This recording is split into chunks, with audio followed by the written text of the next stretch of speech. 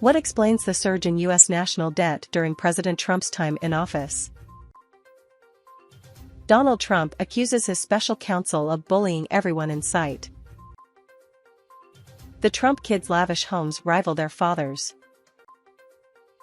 Trump goes on 1 a.m. Truth Social spree trashing Joe and Mika and accepting a 2024 endorsement from Dilbert Guy. Morning Joe panelists amazed by narcissistic sociopath Trump speech at supporter's funeral. This is breaking news. I'm Erin Burnett in Washington. What explains the surge in U.S. national debt during President Trump's time in office?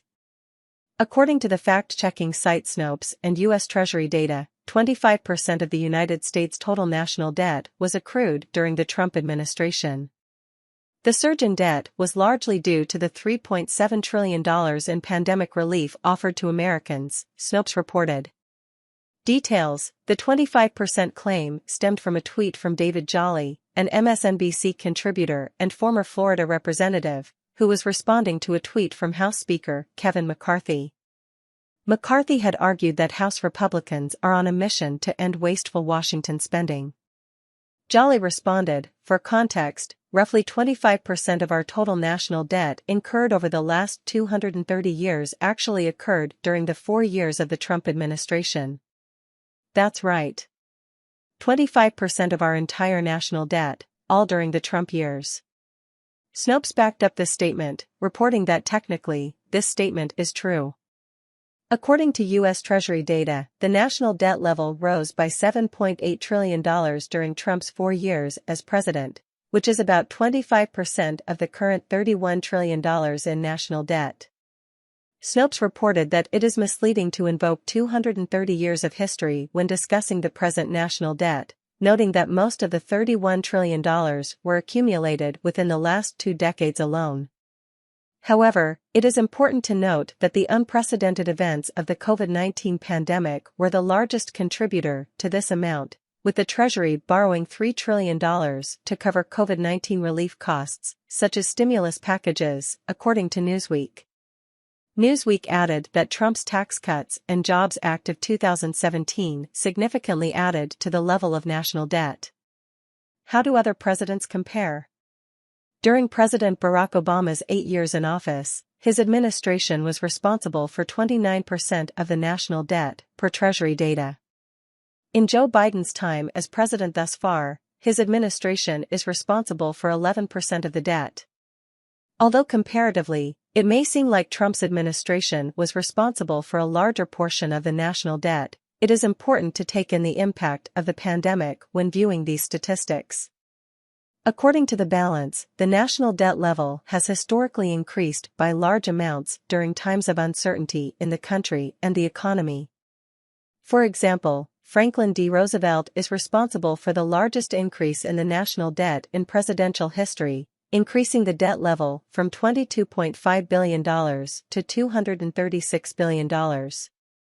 This was largely because of the national devastation of the Great Depression, World War II, and the New Deal, the balance reported. The national debt also increased significantly under President Woodrow Wilson's administration during World War I, and during President George W. Bush's time in office, which was defined by wars in Iraq and Afghanistan after September 11. Bush was also in control during the 2001 recession and the 2008 financial crisis, per the balance. Donald Trump accuses his special counsel of bullying everyone in sight.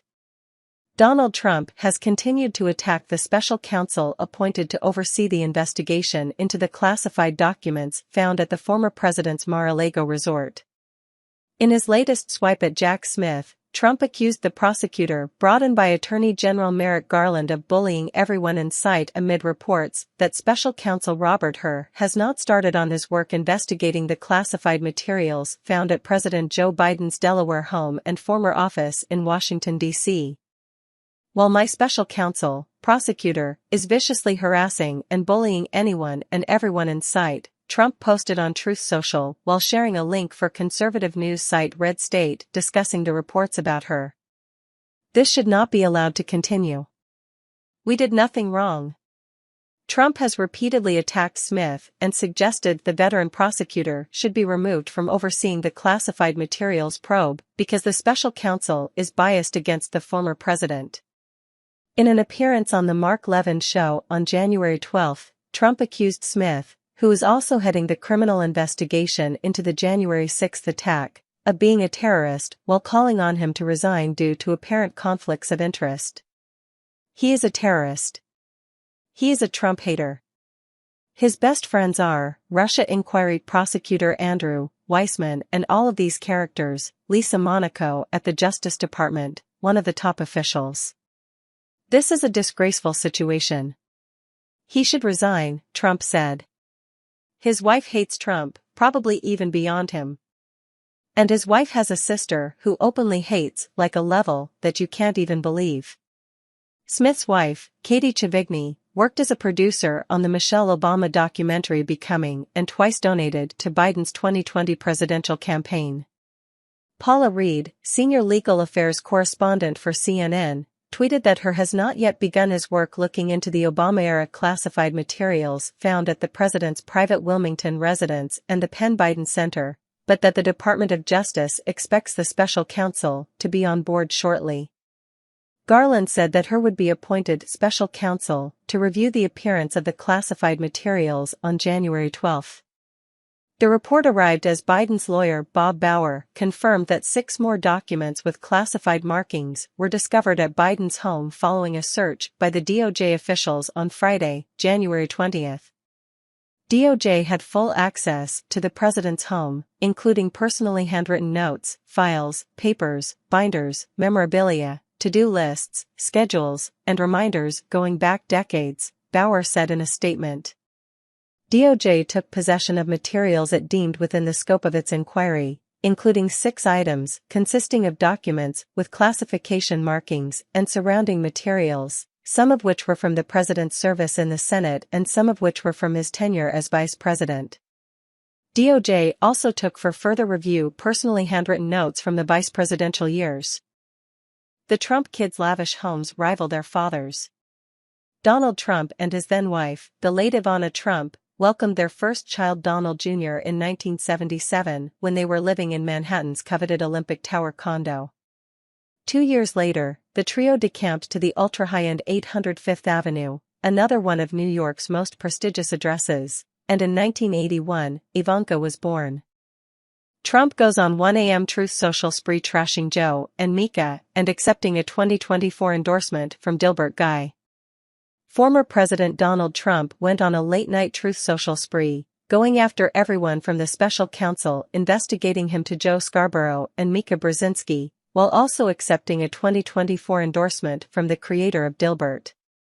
AP photo/Andrew Harnick file. In a series of 6 posts to his social media platform, all made after 1 a.m. Eastern Time, the former president vented about various topics, starting with 2 favorites, Hunter and Joe Biden. From there, he made a quip about the reported new incoming White House Chief of Staff Jeff Zients. And later, Trump took on special counsel Jack Smith.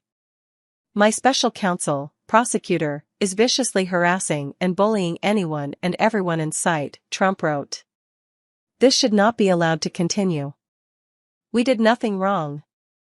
After that, the former president renewed his longtime feud with 2 rivals from the cable news world, Joe Scarborough and Mika Brzezinski, the latter of whom he misnamed. "Wow. Morning Joe, Scarborough, and his lovely and very soothing wife, Mike, have really bad television ratings," Trump wrote. "That's what happens when you become Trump deranged. Better yet, fake news CNN and MSDNC are dying." Before logging off for the night, Trump acknowledged a 2024 presidential endorsement from Scott Adams, the creator of Dilbert. "Thank you, Scott, I accept your endorsement," Trump wrote. "I knocked out ISIS, I will knock out the cartels."